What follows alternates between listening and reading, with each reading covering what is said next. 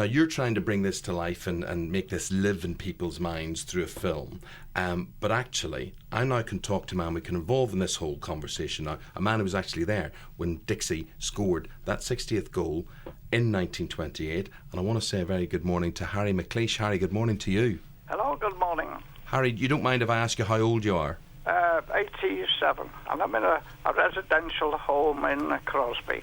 Okay, so you were 7 years of age then? That is correct, yeah. Yeah. What can you remember about that day, Harry? Well, on the 5th of May, it was certainly a very important day, and with my father, we rushed and joined the 60,000 crowd that were dashing to Everton to make history, really, that day was. We were in the paddock.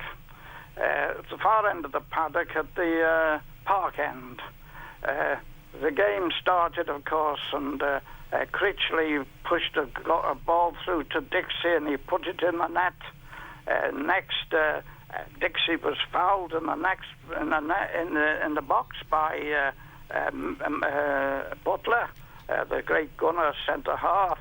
Whether we had a sympathetic referee or not, he pointed to the spot, and Dixie banged it in. Well, the even game in went those on days, and bad on and refereeing on. decisions. And 3 minutes from the end, the referee was almost poised to blow his whistle when there was a corner taken at the far end, and Andy Troop, known as the Electric Trigger, placed the ball on the Electric spot. Trigger. We were right in line with the goal. We were, and my father hoisted me onto his broad shoulders. He was only a small man, and as he hit the ball, it seemed to come across and poised in the air, and it suddenly dropped.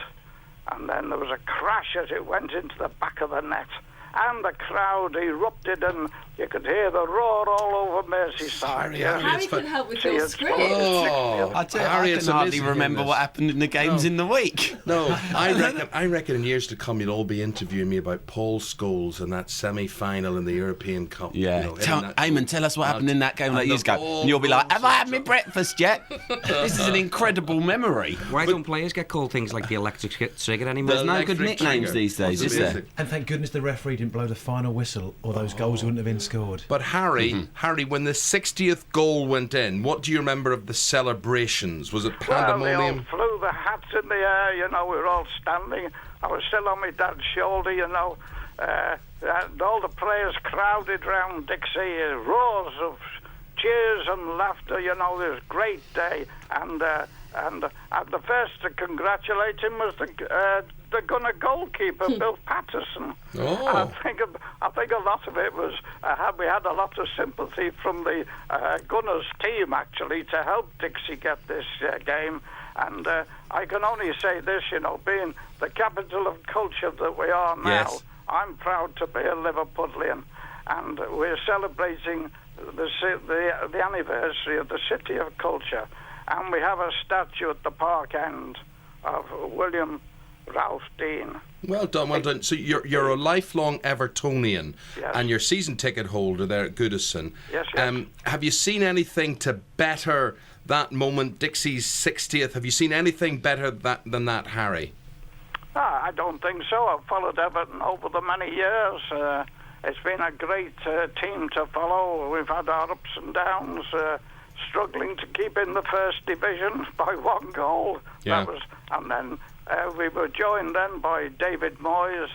I always remember the great Shanks ringing up David Moyes, and he said, "Buy players, Dave, buy players. A goalie, a centre half, and a centre forward. Down the middle, Dave, down the middle." Down the middle. I think Dave followed his advice. And Harry, just before we say goodbye, a prediction for the game tomorrow. The game's tomorrow, isn't it? Yes. Yeah. When is that? I can only say this against Tomorrow. the Gunners. Yeah. It's a hard game, and be a hard game. Half one kick-off Who tomorrow. the forward line might be, I don't know. I would like to see Everton win. We all would like to, but because we'd like to stay in Europe if we can. Our congratulations, and our thoughts are with Dave and the team. A manager is only as good as his players. Okay, I've well, always said that. an interviewer is only as good as his interviewees, and you've been top class. Harry McLeish, thank you very much indeed. Thank Right, you for indeed. those Thank you. memories. Bye-bye. Brilliant, absolutely What a memory. superb. What a match report. That's your film done and dusted now. He's got a job as voiceover there, hasn't he? Yeah. Are you making a film? You're making a documentary. It's a drama documentary. A feature-length documentary with some reenacted scenes of key points of Dixie's life. Okay, but you need like-minded people, don't you? Yep, we need fans and not just Evertonians, because Dixie Dean was a great England player. He scored for 18 goals in 16 games for England. So he's a legend of the national game, not just Everton. So we're looking for football fans all around the country to get involved. And so is this just a pipe dream for you, or is this going to happen? Oh, it's going to happen regardless. But we need people to invest. We need people to get in touch and pledge money towards us, because we've had to set up a limited liability partnership and do it properly. And how do they do that? They can get in touch with us at the website tabacula.com, which is our film company, or they can call us at the office in Liverpool, which is 709 85 21 0151.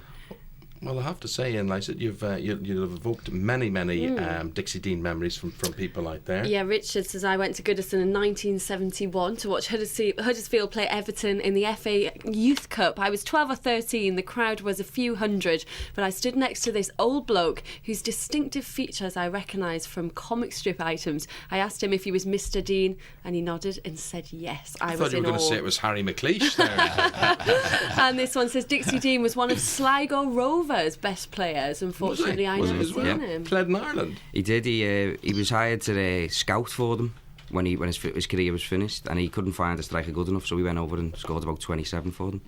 Have you got a title for this film yet, Ian? The People's Legend. It's a working title. Okay. Call it The Electric Trigger. Even though that's not relevant, it just sounds great, doesn't it? Brilliant, Dixie, the Electric Trigger. Trigger. Yeah. Ian Lysaght, good luck with that, and thanks for the Dixie Dean memories. Thank you very much.